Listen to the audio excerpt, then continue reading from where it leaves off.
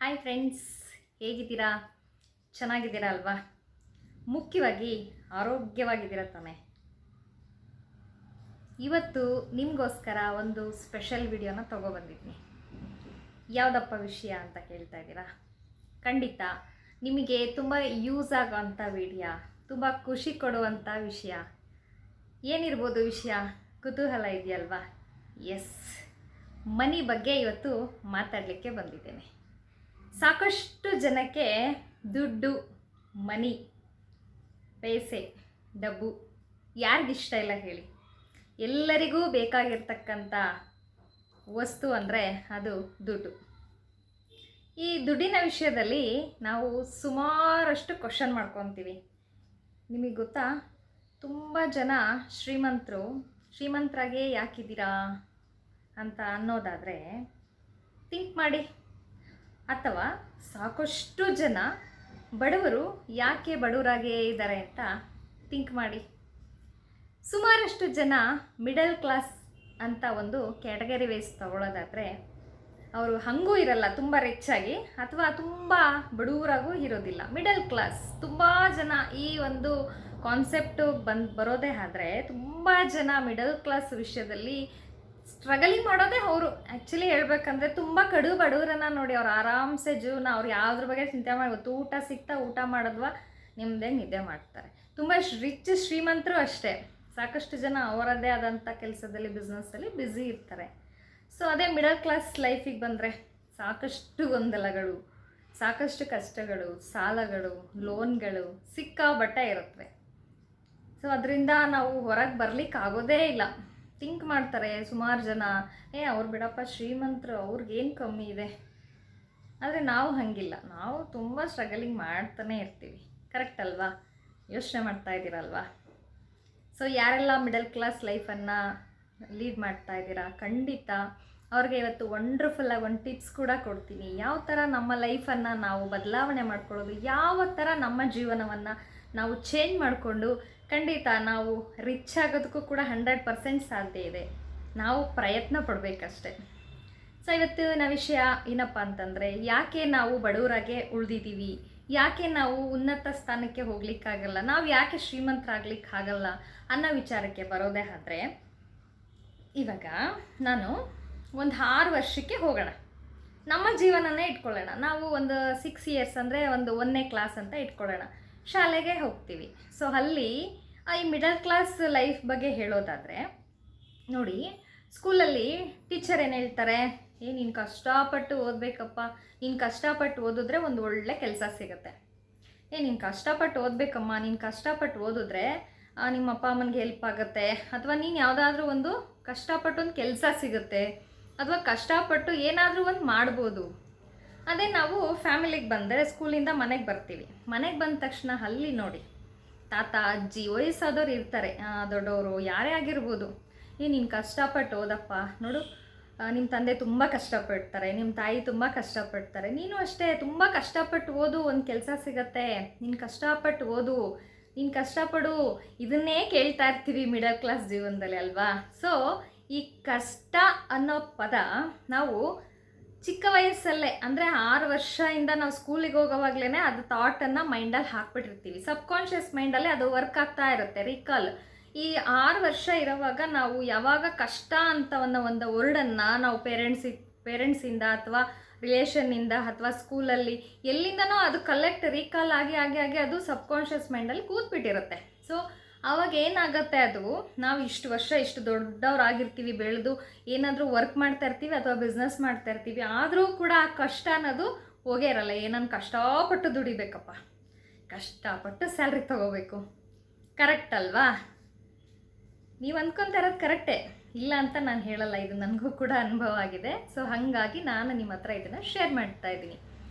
ಯಾವಾಗ ನಾವು ನಮ್ಮ ಜೀವನವನ್ನು ಕಷ್ಟಕ್ಕೆ ಹೋಲಿಸ್ಕೊತೀವೋ, ಯೂನಿವರ್ಸ್ ನಮಗೆ ಏನು ಬೇಕು ಅಂತ ನಾವು ಕೇಳ್ತೀವೋ ಖಂಡಿತ ಕೊಡುತ್ತೆ. ಅದನ್ನು ನಾವು ಯಾವ ರೀತಿಯಲ್ಲಿ ಬ್ಲೆಸ್ಸಿಂಗ್ ಮಾಡ್ತೀವೋ, ಈಗ ನಿಮ್ಗೆ ಯಾವ್ದಾರ ಇಷ್ಟ ಆಗಿರೋ ದೇವ್ರನ್ನ ನೀವು ಕೇಳ್ತೀರಾ, ನನಗೆ ಅದು ಬೇಕು ಇದು ಬೇಕು, ಕೇಳ್ಕೊತೀರ, ಪ್ರೇಯರ್ ಮಾಡ್ತೀರಾ, ತಪ್ಪಿಲ್ಲ, ಖಂಡಿತ ಸಿಗತ್ತೆ. ಸೊ ನಾವೇನು ಮಾಡ್ತೀವಿ, ತುಂಬ ರಿಚ್ಚಾಗಿ ಏನು ಕೇಳಕ್ಕೆ ಹೋಗಲ್ಲ, ನಮ್ಗೆ ಏನು ಪ್ರಾಬ್ಲಮ್ ಇದೆ ಅದ್ರ ಬಗ್ಗೆ ಅಷ್ಟೇ ಪ್ರೇಯರ್ ಮಾಡ್ತೀವಿ. ಸೊ ನಾನು ಇವಾಗ ಏನು ಹೇಳಕ್ಕೆ ಹೊರಟಿದ್ದೀನಿ ಅಂತಂದರೆ, ಚಿಕ್ಕ ವಯಸ್ಸಲ್ಲಿ ನಾವು ಯಾವ ಥರ ಒಂದು ಮಿಡಲ್ ಕ್ಲಾಸ್ ಲೈಫಲ್ಲಿ ನಾವು ಲೀಡ್ ಮಾಡೋವಾಗ ಕಷ್ಟ ಅನ್ನೋದನ್ನ ನಮ್ಮ ಜೀವನದಲ್ಲಿ ನಾವು ಅಳವಡಿಸ್ಕೊಂಡ್ಬಿಟ್ಟಿರ್ತೀವಿ. ಬೆಳೀತಾ ಬೆಳೀತಾ ಬೆಳೀತಾ ಬೆಳೀತಾ ಅದೇ ನಮಗೆ ರೀಕಾಲ್ ಆಗ್ತಾ ಇರುತ್ತೆ. ಇವಾಗಲೂ ಅಷ್ಟೇ ನೋಡಿ, ನೀವು ಕಷ್ಟಪಡ್ತಾನೆ ಇರ್ತೀರಾ, ಕಷ್ಟಪಟ್ಟೆ ಜೀವನ ಮಾಡ್ತೀರಾ, ಕಷ್ಟಪಟ್ಟೆ ವರ್ಕ್ ಮಾಡ್ತೀರಾ, ಕಷ್ಟಪಟ್ಟೆ ಸಂಪಾದನೆ ಮಾಡ್ತಾ ಇರ್ತೀರಾ. ಸೊ ಅದನ್ನು ದಯವಿಟ್ಟು ಇವತ್ತಿಗೆ ಸ್ಟಾಪ್ ಮಾಡಿ. ಎಸ್, ಇವತ್ತಿಗೆ ನೀವು ಆ ಕಷ್ಟ ಅನ್ನೋ ಪದನ ಸ್ಟಾಪ್ ಮಾಡಿ. ಸ್ಟಾಪ್ ಮಾಡಿದ್ರೆ ಖಂಡಿತ ನೀವು ಕೂಡ ಶ್ರೀಮಂತರಾಗೋದಕ್ಕೆ 100% ಸಾಧ್ಯ ಇದೆ. ಹೇಗಪ್ಪ ಅಂತೀರಾ? ಸೊ ನಾವು ಸಬ್ಕಾನ್ಷಿಯಸ್ ಮೈಂಡಲ್ಲಿ ಆ ಕಷ್ಟ ಅನ್ನೋದನ್ನು ನಾವು ಕೊಟ್ಬಿಟ್ಟಿರ್ತೀವಿ. ಸೊ ಅದನ್ನು ಗೊತ್ತೋ ಗೊತ್ತಿಲ್ಲದೇನೋ ಅಥವಾ ನಮ್ಮ ಹಿರಿಯವರಿಂದ ಅಥವಾ ನಮ್ಮ ಗುರುಗಳಿಂದ ನಾವು ವಿದ್ಯೆ ಕಲ್ತಿರ್ತೀವಲ್ವ ಸ್ಕೂಲಲ್ಲಿ, ಅಲ್ಲಿಂದನೂ ಕೂಡ ನಾವು ಆ ಕಷ್ಟಪಟ್ಟು ಓದು, ಕಷ್ಟಪಟ್ಟು ಬೆಳೆದು, ಕಷ್ಟಪಟ್ಟು ದೊಡ್ಡವರಾಗಿ, ಕಷ್ಟಪಟ್ಟು ಕೆಲಸ ಮಾಡಿ ಅನ್ನೋದನ್ನು ನಾವು ಆ ಒಂದು ಬ್ಲೆಸ್ಸಿಂಗಿಂದ, ಯೂನಿವರ್ಸ್ ಬ್ಲೆಸ್ಸಿಂಗಿಂದ ಅದೇ ರೀಕಾಲ್ ಆಗಿಬಿಟ್ಟಿರುತ್ತೆ. ಸೊ ಅದನ್ನು ಇವತ್ತಿಗೆ ಬಿಟ್ಬಿಡಿ, ಸ್ಟಾಪ್ ಮಾಡಿ. ಸೊ ಇವತ್ತಿಂದ ನೀವೇನು ಮಾಡಿ, ನಿಮ್ಮ ಜೀವನ ಚೆನ್ನಾಗಿರಬೇಕು, ನಾನು ರಿಚ್ ಆಗಬೇಕು, ನಾನು ದುಡ್ಡು ಚೆನ್ನಾಗಿ ಈಸಿಯಾಗಿ ಮಾಡಬೇಕು ಅನ್ನೋದೇ ಆದರೆ ಈಸಿಯಾಗಿ ಬರ್ತಾಯಿದೆ ನನ್ನ ಫೀಲಿಂಗ್ನ ಮಾಡಿ. ಎಸ್, 100% ಸಾಧ್ಯ. ಅದು ಯಾವ ಥರನಪ್ಪ ಮಾಡೋದು? ಇಷ್ಟು ದಿನ ನೀವು ಕಷ್ಟಪಟ್ಟು ದುಡಿತಾ ಇದ್ರಿ ಅಲ್ವಾ, ಇವತ್ತಿನ ನೀವು ಪ್ರೇಯರ್ ಮಾಡಿ, ಎಸ್ ಯೂನಿವರ್ಸ್, ನನಗೆ ಇವತ್ತಿಂದ ಒಳ್ಳೆ ಕೆಲಸ ಸಿಕ್ಕಿದೆ, ಒಳ್ಳೆ ಸಂಪಾದನೆ ಸಿಕ್ಕಿದೆ, thank you thank you thank you ಹೇಳಿ. ಖಂಡಿತ ನಾವೇನನ್ನ ಕೇಳ್ತೀವಿ ಯೂನಿವರ್ಸ್ ಕೊಡೋದಕ್ಕೆ ರೆಡಿ ಇದ್ದಾರೆ. ಅದು ಒಳ್ಳೆಯದು ಕೆಟ್ಟದ್ದು ಅಂತ ಯೂನಿವರ್ಸ್ಗೆ ಖಂಡಿತ ಗೊತ್ತಿಲ್ಲ, ಅದು ಭೇದ ಭಾವ ಮಾಡಲ್ಲ. ನಾನು ಲಾಸ್ಟ್ ವಿಡಿಯೋದಲ್ಲಿ ಹೇಳಿದ್ದೀನಿ ಆಲ್ರೆಡಿ, ನೀವು ವಾಚ್ ಮಾಡಿ ನೋಡಿಲ್ಲ ಅಂದರೆ. ಸೊ ಯೂನಿವರ್ಸ್ ನಮಗೆ ಎಲ್ಲವನ್ನು ಕೊಡಲಿಕ್ಕೆ ರೆಡಿ ಇರುತ್ತೆ. ಮನಿ ಈ ಸ್ಟ್ರಗಲಿಂಗ್ ಅನ್ನೋದೇ ಹೀಗಿರುತ್ತೆ. ಸೊ ಇದನ್ನು ನಾವು ಯಾವ ಥರನಪ್ಪ ಮಾಡೋದು ಅನ್ನೋದೇ ಆದರೆ, ನಾವು ಜೀವನದಲ್ಲಿ ಈಗ ನೋಡಿ, ನಿಮಗೆ ಯಾವುದಾದ್ರೂ ಒಂದು ಸಾಲ ಇರುತ್ತೆ, ಇ ಎಮ್ ಐ ಇರುತ್ತೆ, ಇಲ್ಲ ಸಾಲ ಇರುತ್ತೆ. ಯಾರ ಹತ್ರನಾದ್ರು ತೊಗೊಂಡಿರ್ತೀರಾ, ಅಮೌಂಟು ಇಂಟ್ರೆಸ್ಟಿಗೆ ತೊಗೊಂಡಿರ್ತೀರಾ, ಅಥವಾ ವಾಪಸ್ ಕೊಡ್ತೀನಿ ಅಂತಲೂ ತೊಗೊಂಡಿರ್ತೀರಾ, ಅಥವಾ ನಿಮಗೆ ಇ ಎಮ್ ಐ ಇರುತ್ತೆ. ಅದು home loan, personal loan, vehicle loan ಯಾವುದಾದ್ರೂ ಪರವಾಗಿಲ್ಲ, ಎನಿವನ್. ಅಥವಾ ನಿಮ್ಗೆ ಯಾವುದು ಇ ಎಮ್ ಐ ಇಲ್ಲ ಅಂತಲೇ ಇಟ್ಕೊಳ್ಳೋಣ. ರೆಂಟ್ ಮನೇಲಿದ್ದರೆ, ಸಿಟಿನಲ್ಲಿದ್ದರೆ ರೆಂಟಲ್ಲಿ ಮನೇಲಂತೂ ಇದ್ದೇ ಇರ್ತೀರ ಅಲ್ವಾ. ಸೊ ಮಿಡಲ್ ಕ್ಲಾಸ್ ಜೀವನ ಅಂದರೆ ಹಾಗೆ ಇರುತ್ತೆ. ಸೊ ನಾವು ರೆಂಟ್ ಪೇ ಮಾಡ್ತಾ ಇರ್ತೀವಿ. ರೆಂಟ್ ಪೇ ಮಾಡೋವಾಗಲಿ ಅಥವಾ ಇ ಎಮ್ ಐ ಕಟ್ಟೋವಾಗಲಿ, ಅಥವಾ ನಾವು ಏನಾದರೂ ಒಂದು ದುಡ್ಡನ್ನು ಯಾವ ರೀತಿಯಾಗಿ ಕೊಡ್ತೀವಿ ಅನ್ನೋದು ತುಂಬ ಇಂಪಾರ್ಟೆಂಟ್ ಆಗಿರುತ್ತೆ. ಸೊ ನಾನು ಯಾಕೆ ಹೇಳ್ತೀನಿ ಅಂದರೆ, ಇದು ಒಂದು ನಮ್ಮ ಒಂದು ಸಬ್ಕಾನ್ಷಿಯಸ್ ಮೈಂಡ್ ಮೇಲೆ ಯಾವ ಥರ ಪರಿಣಾಮ ಬೀರಿರುತ್ತಪ್ಪ ಅನ್ನೋದಾದರೆ, ಇ ಎಮ್ ಐ ಅನ್ನೋದು ಒಂದು ಕಾನ್ಸೆಪ್ಟೇ ಇಲ್ಲ ಅಂತ ಹೇಳೋದಿಲ್ಲ. ಈಗ ರೆಂಟ್ ಕೊಡಬೇಕು, ಅಥವಾ ನೀವು ಯಾವುದಾದ್ರೂ ರೆಂಟು ಇಲ್ಲ, ನೀವು ಓನ್ ಹೌಸಲ್ಲಿ ಇದ್ದೀರಾ ಅಂದರೆ ಇಟ್ಸ್ ಗುಡ್ಡು. ನೀವು ಯಾವುದಾದ್ರೂ ಒಂದು ಪೇ ಮಾಡ್ತಾ ಇರ್ತೀರಾ. ಯಾವ ಥರ ಪೇ ಅಪ್ಪ ಅನ್ನೋದಾದರೆ, ವಾಟ್ರ್ ಬಿಲ್ ಪೇ ಮಾಡ್ತಾ ಇರ್ತೀರಾ, ಅಥವಾ ಕರೆಂಟ್ ಬಿಲ್ ಪೇ ಮಾಡ್ತಾ ಇರ್ತೀರಾ, ಯಾವುದಾದ್ರೂ ಎನಿವನ್, ಅಥವಾ ಮೊಬೈಲ್ ಬಿಲ್, ಏನೋ ಒಂದು ಬಿಲ್ಲನ್ನಾದರೂ ಪೇ ಮಾಡ್ತಾ ಇರ್ತೀರಾ. ಅವಾಗ ನೋಡಿ, ನಿಮ್ಮ ಮನಸ್ಸಿಗೆ ಅನಿಸುತ್ತೆ, ನಾನು ಕಷ್ಟಪಟ್ಟು ದುಡ್ದಿದ್ದೀನಿ, ಇಷ್ಟೊಂದು ನಾನು ಕಷ್ಟಪಟ್ಟು ದುಡ್ದಿರೋವಾಗ ಇದನ್ನು ಕೊಡಬೇಕಲ್ಲಪ್ಪ ಅಂತ ಬೇಜಾರಲ್ಲಿ ನಾವು ಕೊಡ್ತೀವಿ. ಒಂದು ರೆಂಟ್ ಕೊಡೋದಾಗಲಿ, ಎನಿವನ್, ನಾವು ಒಂದು ಇ ಎಮ್ ಐ ಕಟ್ಟೋದಾಗಲಿ, ಇದನ್ನು ಕೊಡಬೇಕಲ್ಲ ಅನ್ನೋ ಮನಸ್ಸನ್ನು ನೋವು ಮಾಡಿಕೊಂಡು ಖಂಡಿತ ಕೊಡಬೇಡಿ. ಇದು ಒಂದು ಒಳ್ಳೆ ವಂಡರ್ಫುಲ್ ಆಗಿರ್ತಕ್ಕಂಥ ಟಿಪ್ಸು ನಾನು ನಿಮಗೋಸ್ಕರ ತೊಗೊಬಂದಿದ್ದೀನಿ. ಅತ್ಯಂತ ಕಷ್ಟದಲ್ಲಿ ಮಿಡಲ್ ಕ್ಲಾಸು ತುಂಬ ಜನ ನಾವು ಜೀವನ ಮಾಡ್ತಾ ಇರ್ತಾರೆ. ಸೊ ಆ ಟೈಮಲ್ಲಿ ನಿಮಗೆ ಇದು ಖಂಡಿತ ಟಿಪ್ಸು ವರ್ಕ್ ಆಗುತ್ತೆ. ಬೇಕಾದರೆ ಟ್ರೈ ಮಾಡಿ ನೋಡಿ. ನಾವು ಕೊಡೋವಾಗ ಅದನ್ನು ನಾವು ಯಾವುದೇ ಒಂದು ಬಿಲ್ಲನ್ನು ಪೇ ಮಾಡೋವಾಗ ಅಥವಾ ಇ ಎಮ್ ಐನ ಪೇ ಮಾಡೋವಾಗ ನಾವು ಅದನ್ನು, ನೀವು ಕ್ಯಾಶ್ ಕೊಡೋದಾದರೆ ಓಕೆ, ಕ್ಯಾಶನ್ನು ಇಟ್ಕೊಂಡು ಪ್ರೇಯರ್ ಮಾಡಿ, ಎಸ್ ನನ್ನ ಹತ್ರ ನೀನಿದೆ, ಥ್ಯಾಂಕ್ ಯು ಅಂತ ಹೇಳಿ ಅವ್ರಿಗೂ ಒಳ್ಳೆಯದಾಗಲಿ ಅಂತೇಳಿ ಕೊಡಿ. ಅದೇ ಥರ ನೀವು ಮೊಬೈಲಲ್ಲಿ ಪೇ ಮಾಡೋವಾಗ, ಫೋನ್ಪೇ, ಗೂಗಲ್ ಪೇ, ನೀವು ಯಾವುದೇ ಥರ ಪೇ ಮಾಡೋವಾಗ, ಎಸ್ ನಾನು ಖುಷಿಯಿಂದ ಕೊಡ್ತಾ ಇದ್ದೀನಿ, ನನಗೂ ಹೆಲ್ಪ್ ಮಾಡಿದ್ಯಾ, ಅವ್ರಿಗೂ ಹೆಲ್ಪ್ ಮಾಡು, ಮತ್ತು ನೀನು ಡಬ್ಬಲ್ಲಾಗಿ ನನಗೆ ವಾಪಸ್ ಬಾ ಅಂತ ಹೇಳಿ ಕೊಡಿ. ಖಂಡಿತ ನಿಮಗೆ ಯೂನಿವರ್ಸ್ ಬ್ಲೆಸ್ಸಿಂದ ನಿಮಗೆ ದುಪ್ಪಟ್ಟು ಅಮೌಂಟ್ ಅಂತೂ ಸಿಕ್ಕೇ ಸಿಗುತ್ತೆ. 100% ಇದು ನಿಮಗೆ ವರ್ಕ್ ಆಗೇ ಆಗುತ್ತೆ. ತುಂಬ ಎಫೆಕ್ಟಿವ್. ಮಾಡಿ ನೋಡಿ, 100% ವರ್ಕ್ ಆಗುತ್ತೆ. ಹಾಗೆ ಇನ್ನೂ ಒಂದು ವಿಚಾರ ಇವತ್ತು ನಾನು ನಿಮಗೆ ಹೇಳ್ತೀನಿ. ಏನಪ್ಪ ಅದು ಅಂತ ಅನ್ನೋದಾದರೆ, ನಾವು ತುಂಬ ಸ್ಟ್ರಗಲಿಂಗ್ ಮಾಡ್ತಾ ಇರ್ತೀವಿ. ಎಕ್ಸ್ಪೆಷಲಿ ಮಿಡಲ್ ಕ್ಲಾಸ್ ಅವರಂತೂ ಎಷ್ಟು ಸ್ಟ್ರಗಲಿಂಗ್ ಮಾಡ್ತಾ ಇರ್ತೀವಿ ಅನ್ನೋದಾದರೆ, ನಮ್ಮ ಹತ್ರ ದುಡ್ಡಿಲ್ಲ. ನೋ, ಇವತ್ತಿಗೆ ಆ ವರ್ಡನ್ನು ಸ್ಟಾಪ್ ಮಾಡಿ. ನಾವು ಯಾವಾಗ ಇಲ್ಲ ಇಲ್ಲ ಇಲ್ಲ ಅಂತ ಹೇಳ್ತಾ ಇರ್ತೀವೋ, ಯೂನಿವರ್ಸು ಇವರು ಇಲ್ಲ ಇಲ್ಲ ಅಂತ ಹೇಳ್ತಾ ಇದ್ದಾರೆ, ತಗೋ ನಿನ್ಗೆ ಅದೇ ಅಂತೇಳಿ ಬ್ಲೆಸ್ ಮಾಡ್ತಾ ಇರುತ್ತೆ. ನಾವು ಯಾವಾಗ ಇಲ್ಲ ಅನ್ನೋದನ್ನು ಬಿಡ್ತೀವೋ, ಇದೆ ಅಂತ ಫೀಲ್ ಮಾಡ್ತೀವೋ, ಆವಾಗ ಅದನ್ನು ಕೂಡ ಬ್ಲೆಸ್ ಮಾಡ್ತಾ ಇರುತ್ತೆ. ಎಸ್, ನಮಗಿದೆ ಅಂತೇಳಿ ನಾವು ಯಾಕೆ ಫೀಲ್ ಮಾಡಬಾರ್ದು? ಇಷ್ಟು ವರ್ಷದಿಂದ ನೀವು ಇಲ್ಲ ಅಂತ ಫೀಲ್ ಮಾಡ್ತಾ ಇದ್ದೀರಾ, ನೋ ಚೇಂಜಸ್, ಏನು ಚೇಂಜಸ್ ಆಗಿಲ್ಲ ಅಲ್ವಾ? ಒಂದು ಸಲ ಟ್ರೈ ಮಾಡಿ. ಎಸ್, ನನ್ನ ಹತ್ರ ಇದೆ, ಖಂಡಿತ ವರ್ಕ್ ಆಗುತ್ತೆ. ಇದು ಪ್ರತಿಯೊಬ್ಬರಿಗೂ ಎಷ್ಟು ಜನ ಪ್ರೇಯರ್ ಮಾಡಿದ್ದಾರೆ ಅಷ್ಟು ಜನಕ್ಕೂ ವರ್ಕ್ ಆಗಿದೆ, ಇನ್ಕ್ಲೂಡಿಂಗ್ ನನಗೂ ವರ್ಕ್ ಆಗಿದೆ. ಸೊ ನಿಮಗೂ ವರ್ಕ್ ಆಗೇ ಆಗುತ್ತೆ.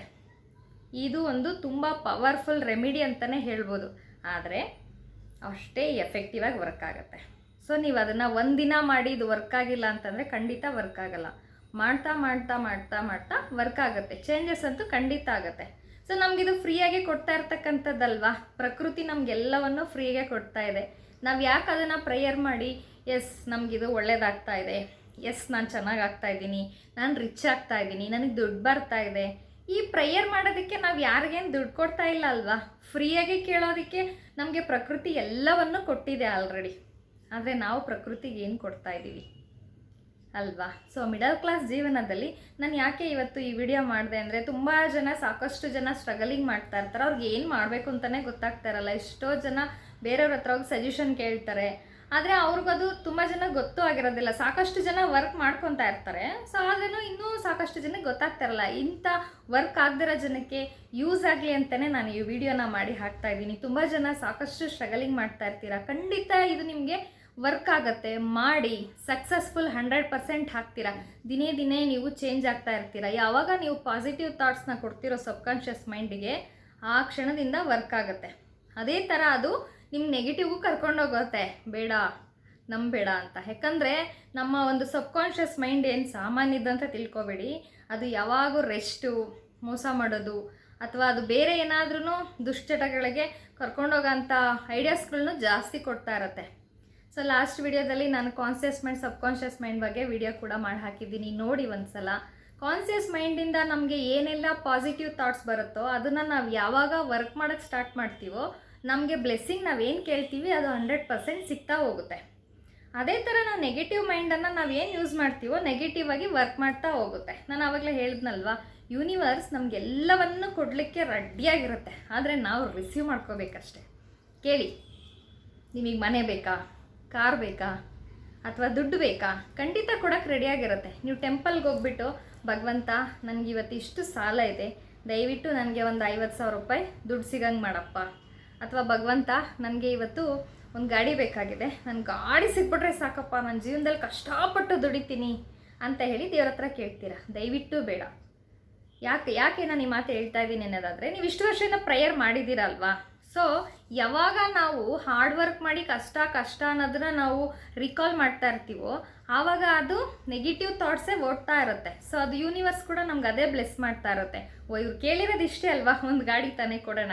ಯೂನಿವರ್ಸ್ಗೆ ಯಾರು ಗೊತ್ತು, ನಿಮ್ಗೆ 10 ಗಾಡಿ ಕೊಡೋಷ್ಟು ಕೆಪಾಸಿಟಿ ನೀವು ತಗೊಳ್ಳೋಷ್ಟು ಇರ್ಬೋದು, ಆದರೆ ನೀವು ಕೇಳಿದ್ದು ಒಂದೇ ಅಲ್ವಾ? ಸೊ ಹಾಗಾಗಿ ಅದಕ್ಕೆ ಅನ್ಲಿಮಿಟೆಡ್ ಅನ್ನೋದಿಲ್ಲ. ಸೊ ಇನ್ನೂ ಒಂದಿನ ನೆಕ್ಸ್ಟ್ ಡೇ ನಾನು ಯಾವ ಥರ ಇದನ್ನು ಪ್ರೇಯರ್ ಮಾಡಬೇಕು, ಹಾಗೆ ಇದನ್ನು ಯಾವ ಥರ ನಾವು ರಿಸೀವ್ ಮಾಡ್ಕೋಬೇಕು. ಸೊ ಪ್ರತಿಯೊಬ್ಬರು ಪ್ರಪಂಚದಲ್ಲಿ ಎಷ್ಟೋ ಜನ ಶ್ರೀಮಂತರಿದ್ದಾರೆ, ಸಡನ್ನಾಗಿ ಶ್ರೀಮಂತರಾಗ್ಬಿಟ್ರಾ? ಸೊ ಅವರು ಕೂಡ ಕಷ್ಟಪಟ್ಟಿದ್ದಾರೆ, ಆದರೆ ಅವರು ಯಾವ ಥರ ಈಸಿಯಾಗಿ ಅರ್ನಿಂಗ್ ಮಾಡ್ತಾ ಇದ್ದಾರೆ, ನಮ್ಗೆ ಯಾಕೆ ಸಾಧ್ಯ ಇಲ್ಲ, ನಾವು ಅದನ್ನು ಪಡ್ಕೊಳ್ಳೋಕ್ಕೆ ಸಾಧ್ಯನಾ ಅನ್ನೋದನ್ನು ಖಂಡಿತ ವಿಡಿಯೋ ಮಾಡಿ ಹಾಕ್ತೀನಿ. ಓಕೆ ಸ್ನೇಹಿತರೆ, ನನ್ನ ಹೆಸರು ಕಾವ್ಯ ಪಟೇಲ್, ನ್ಯೂಮರಾಲಜಿಸ್ಟ್. ನಾಳೆ ಇನ್ನೂ ಒಂದು ಹೊಸ ವಿಷಯದೊಂದಿಗೆ ಬರ್ತೀನಿ. ನನಗೆ ಪ್ರೋತ್ಸಾಹ ಕೊಟ್ಟು ಸಪೋರ್ಟ್ ಮಾಡಿ, ಸಬ್ಸ್ಕ್ರೈಬ್ ಮಾಡಿ, ಲೈಕ್ ಮಾಡಿದ್ದಕ್ಕೆ ನಿಮಗೆ ತುಂಬ ಹೃದಯದ ಧನ್ಯವಾದ ಹೇಳ್ತಾ ಟೇಕ್ ಕೇರ್, ಬಬಾಯ್ ಅಂತ ಹೇಳ್ತಾ ಇದ್ದೀನಿ. ನಮಸ್ತೆ.